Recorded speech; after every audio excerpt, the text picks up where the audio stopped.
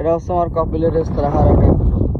এখানে হচ্ছে যে ইন্ডিয়ান লোক রাখছে, সেইখানে থাকে। আর এখানে এগুলো ফেলা রাখছে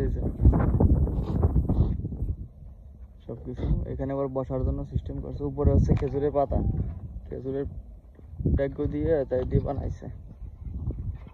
দেখেন কি সুন্দর বাতাস, প্রচুর বাতাস। বাতাসটা খুবই ভালো লাগে। নিচে তো বালি আর বালি, এদেশে তো মাটি নাই, সব বালি। দেখেন এইখানে কি সুন্দর করে ডিজাইন করে সাজাইছে।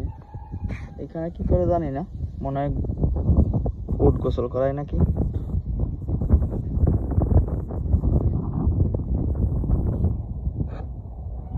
এখানে আছে কয়টা মুরগি,